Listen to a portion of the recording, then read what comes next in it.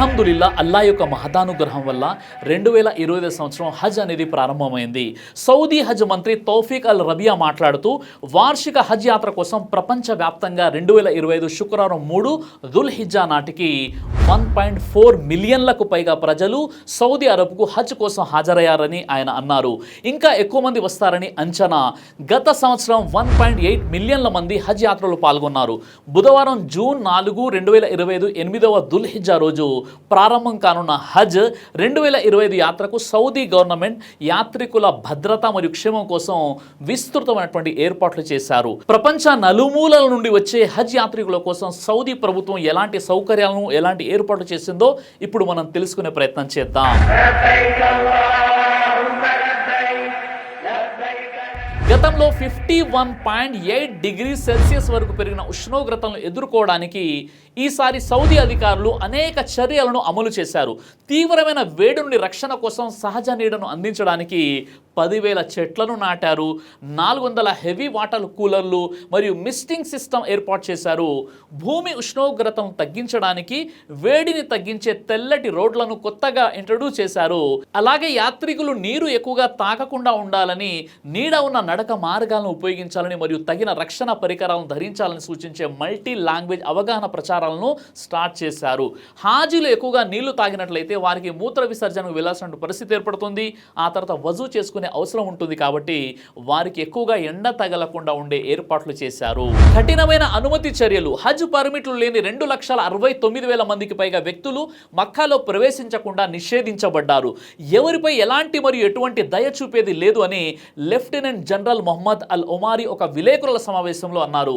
Saudi పౌరులకు మరియు నివాసితులకు సహా రూల్స్ ఉల్లంఘించిన వారిపై అధికారులు 4,15,000 రూపాయల వరకు జరిమానా విధించారు. 23,000 మందికి పైగా సౌదీ నివాసితులకు ఇప్పటికే జరిమానా విధించబడింది.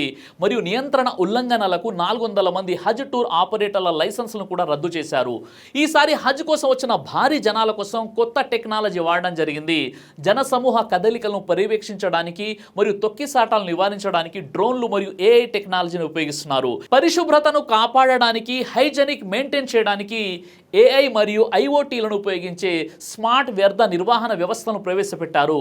ఆరోగ్య మరియు వైద్య సేవలు. మక్కాలోని కింగ్ అబ్దుల్లా మెడికల్ సిటీలో తక్షణ వైద్య సహాయం అందించడానికి ఆరోగ్య మంత్రిత్వ శాఖ అధునాతన రోబోటిక్ సర్జరీ కార్యక్రమాలను ప్రారంభించింది. యాత్రికులు తమతో పాటు వైద్య పత్రాలను తీసుకువెళ్లాలని, హైడ్రేటెడ్గా ఉండాలని మరియు అలసట అనిపిస్తే వెంటనే మెడికల్ సహాయం తీసుకోవాలని సూచించారు. ఈ విధంగా ఈసారి హజ్ ఏర్పాట్లు అనేవి చాలా అద్భుతంగా చేయడం జరిగింది. అయితే 1వ దుల్హిజ్జా మే 28, 2025న ప్రారంభమైంది. దుల్హిజ్జా నెల ఇది ఇస్లామిక్ సంవత్సరంలోని చివరి మాసం. ఈ మాసంలో మొదటి 10 రోజులు చాలా ఉన్నతమైనటువంటి రోజులు. ఇదే నెలలో స్తోమత గల ముస్లింలు సౌదీ అరబ్కు వెళ్లి హజ్ చేస్తారు. హజ్ యాత్ర ఇస్లాం యొక్క 5 మూల స్తంభాలలో ఒకటి. మరియు సౌదీ అరేబియాకు తమ స్వదేశాల నుండి ప్రయాణ ఖర్చులను భరించగలిగే ముస్లింలందరూ కనీసం ఒక్కసారైనా దీనిని చేపట్టాలి. ఈ నెల 4న దుల్హిజ్జా అంటే మే 31, 2025 వరకు సౌదీ అరేబియాకు హజ్ యాత్రికులను తీసుకెళ్లేటటువంటి సౌదీయేతర విమానాలు చేరుకోవడానికి చివరి రోజు. హజ్ యాత్ర ఇస్లాం యొక్క 5 మూల స్తంభాలలో ఒకటి. అయితే సౌదీ అరేబియాకు తమ స్వదేశాల నుండి ప్రయాణ ఖర్చులను భరించగలిగే ముస్లింలందరూ కనీసం ఒక్కసారైనా దీనిని చేపట్టాలి. ఈ నెల 4వ దుల్హిజ్జా అంటే మే 31, 2025 వరకు సౌదీ అరేబియాకు హజ్ యాత్రికులను తీసుకువెళ్లే సౌదీయేతర విమానాలు చేరుకోవడానికి చివరి రోజు. 8వ దుల్హిజ్జా అంటే జూన్ 4, 2025 హజ్ అధికారికంగా ప్రారంభమవుతుంది. దీనిని తర్వియా దినం అని కూడా పిలుస్తారు. ఈ సమయంలో హాజీలు మీనాకు బయలుదేరుతారు. 9వ దుల్హిజ్జా జూన్ 5, 2025 అరఫా రోజు యాత్రికులు ప్రార్థనల కోసం అరఫా పర్వతం వద్ద సమావేశమవుతారు. 10వ దుల్హిజ్జా జూన్ 6, 2025 హజ్లో ముఖ్యమైన రోజు. ఇదే రోజు ఈదుల్ అదా అవుతుంది. యాత్రికులు జమరాత్ను రాళ్లతో కొట్టడం మరియు జంతువులను బలి ఇవ్వడం వంటి కీలకమైన ఆచారాలను ఈ రోజు నిర్వహిస్తారు. 11 నుండి 13 దుల్హిజ్జా జూన్ 7 నుండి 9 తష్రీక్ రోజులు. జమరాత్ పై రాళ్లు రువ్వడం మరియు మీనాలో ఆరాధన కొనసాగుతుంది. 14వ దుల్హిజ్జా జూన్ 10, 2025 హజ్ అనంతరం తిరిగి వెళ్ళడానికి విమానాలు ప్రారంభమవుతాయి. ప్రతి ముస్లిం స్త్రీ పురుషునిపై జీవితంలో ఒక్కసారైనా హజ్ చేయడం విధిగా ఉంది. ఇది ఇస్లాం మూల స్తంభాలలో 5వది. అల్లా ఖురాన్లోని సూరే ఆల్ ఇమ్రాన్ సూరా 3:97లో అంటున్నాడు, అక్కడికి వెళ్లే స్తోమత గల వారికి ఆ గృహయాత్ర హజ్ చేయటాన్ని అల్లా విధిగా చేశాడు. సహీ బుఖారీ హదీస్ నంబర్ 8, సహీ ముస్లిం హదీస్ నంబర్ 16లో ప్రవక్త ముహమ్మద్ సల్లల్లాహు అలైహి వసల్లం వారు ఇలా అన్నారు, ఇస్లాం మూల స్తంభాలు 5 ఉన్నాయి. 1, అల్లా తప్ప సత్య ఆరాధ్య దేవుడు ఎవడు లేడని ముహమ్మద్ సల్లల్లాహు అలైహి వసల్లం అల్లా యొక్క చివరి ప్రవక్తను సాక్ష్యమిచ్చుట. 2, నమాజు స్థాపించుట. 3, విధిదానం అంటే జకాత్ చెల్లించుట. 4, హజ్ చేయుట. 5, రమదాన్ నెల ఉపవాసం ఉండుట. అల్లా సాన్నిధ్యంలో చేర్పించు సత్కార్యాలలో హజ్ అతి గొప్పది. సహీ బుఖారీ హదీస్ నంబర్ 1819, సహీ ముస్లిం హదీస్ నంబర్ 1350లో ప్రవక్త ముహమ్మద్ సల్లల్లాహు అలైహి వసల్లం ఇలా అన్నారు, ఎవరైతే ఎలాంటి వాంఛలకు లోనవ్వకుండా దైవ ఆజ్ఞల్ని ఉల్లంఘించకుండా హజ్ చేసి తిరిగి వెళ్తారో వారు తమ తల్లి గర్భం నుంచి పుట్టినప్పటి స్థితిలో తిరిగి వెళ్తారు. హజ్ అనేది తెలివిగల యుక్త వయసుకు చేరినటువంటి ప్రతి ముస్లింపై హజ్ విధిగా ఉంది. అతను దానికి అర్హుడైనప్పుడు, అంటే తన బాధ్యతల్లో ఉన్నవారి ఖర్చులు చెల్లించాక అతని వద్ద మక్కా రానుపోను పూర్తి ప్రయాణ ఖర్చులు ఉండాలి. ప్రయాణ దారి నిర్భయంగా ఉండాలి. శారీరకంగా ఆరోగ్యవంతుడై ఉండాలి. హజ్ చేయుటకు ఆటంకం కలిగించే అంగవైకల్యం, మతి సీమితం లేకపోవడం లాంటి మరే ఇతర రోగం ఉండకూడదు. ఇక స్త్రీ విషయంలో ఇప్పటి వరకు చెప్పిన నిబంధనలతో పాటు తనతో తన మెహరం, వివాహ నిషిద్ధమైన బంధువు ఉండాలి. తన భర్త లేని పక్షంలో ఆమె దగ్గరి మెహరంలో ఎవరైనా ఒకరు ఉండాలి. ఒకవేళ స్త్రీ తన భర్త చనిపోయినా లేదా విడాకులు పొందిన గడువులో కూడా ఉండకూడదు. ఎందుకంటే గడువులో ఉన్నవారు ఇంటి బయటికి వెళ్ళుట అల్లా నిషేధించాడు కాబట్టి. ఎవరికైతే ఇలాంటి పరిస్థితి ఉంటుందో వారిపై హజ్ అనేది విధిగా లేదు.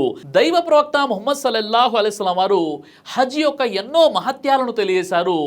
సహీ బుఖారీ హదీస్ నంబర్ 1773 మరియు సహీ ముస్లిం హదీస్ నంబర్ 1349 ఈ హదీసు ప్రకారం ప్రవక్త వారు ఇలా అన్నారు, మబ్రూర్ హజ్ అంటే స్వీకరించబడే హజ్కు పరిహారం స్వర్గమే. స్వీకరించబడే హజ్ మబ్రూర్ హజ్ అంటే అల్లా అవిధేయతకు పాల్పడకుండా చేయబడే హజ్. దీని సూచన ఏమిటంటే హజ్ తర్వాత హాజీ సత్కార్యాలను ఎక్కువగా చేస్తూ చెడు కార్యాల నుండి దూరంగా ఉండాలి. అలా కాకుండా హజ్ చేసి తిరిగి వచ్చిన తర్వాత మళ్ళీ పాపాలకు వెళ్ళినట్లయితే అది హజ్జే మబ్రూరు కాదు. హజ్ పాపాలను తుడిచివేస్తుంది. తబ్రాని దారే హుత్ని అస్-సహీహా హదీస్ నంబర్ 1185 ప్రకారం ప్రవక్త ముహమ్మద్ సల్లల్లాహు అలైహి వసల్లం ఇలా సెలవిచ్చారు, హజ్ మరియు ఉమ్రాలను ఎల్లప్పుడూ చేస్తూ ఉండండి. కొలిమి తురుప్పును తొలగించినట్లే ఈ 2 పేదరికాన్ని, పాపాలను సమాప్తం చేస్తాయి. ఈ విధంగా హజ్ యొక్క ప్రాముఖ్యత మరియు సౌదీ ప్రభుత్వం హజ్ యాత్ర కోసం ఎలాంటి ఏర్పాట్లు చేసిందో, అలాగే హజ్ యాత్రికులు తమ హజ్ను ఎలా చేస్తారో సంక్షిప్తంగా తెలుసుకునే ప్రయత్నం చేశాము. అయితే మీ కుటుంబం నుండి లేదా మీ బంధువుల్లో ఎవరైనా ఈ 2025 సంవత్సరంలో హజ్ యాత్ర కోసం వెళ్ళారా? అయితే వారికి మీరు ఖచ్చితంగా చెప్పండి, మీకోసం అరఫా మైదానంలో దువా చేయమని. ఎందుకంటే అక్కడ చేసే దువా ఖచ్చితంగా స్వీకరించబడుతుంది. అలాగే వారు క్షేమంగా తిరిగి రావాలని కూడా అల్లాతో మీరు దువా చేయండి.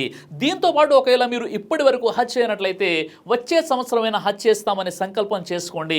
అలాగే హజ్ చేయడానికి అవసరమైనటువంటి స్తోమత అల్లా మీకు ప్రసాదించాలని కూడా మీరు దువా చేయండి. అలాగే ఫలస్తీన్ గాజా ప్రజల కోసం అరఫా ఉపవాసం రోజు మీరు వారి కోసం దువా చేయండి. అల్లా వారి కష్టాలను దూరం చేయాలి. అల్లా వారికి విముక్తిని ప్రసాదించాలి.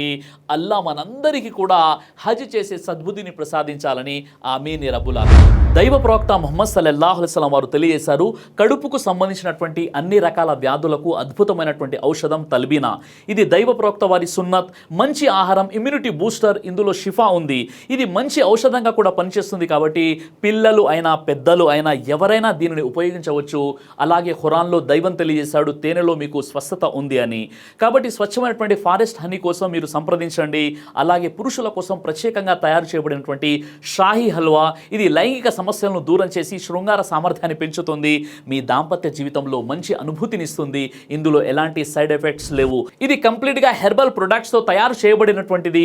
కాబట్టి స్క్రీన్పై కనిపిస్తున్నటువంటి ఈ నెంబర్స్కి కాల్ చేసి మీరు ఇప్పుడే ఈ ప్రొడక్ట్స్ని ఆర్డర్ చేసుకోవచ్చు. కొరియర్ ఫెసిలిటీ కూడా ఉంది.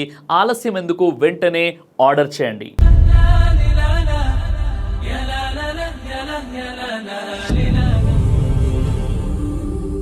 బ్రదర్ సిరాజ్ అని యూట్యూబ్ ఛానల్ని మీరు సబ్స్క్రైబ్ చేసినట్లయితే ఇన్షాల్లా దేవచిత్తం అయితే మీకు వీడియోస్ వస్తుంటాయి. అదేవిధంగా బ్రదర్ సిరాజ్ అనేటటువంటి ఫేస్బుక్ని కూడా లైక్ చేయడం వల్ల మీకు వీడియోస్ వస్తుంటాయి.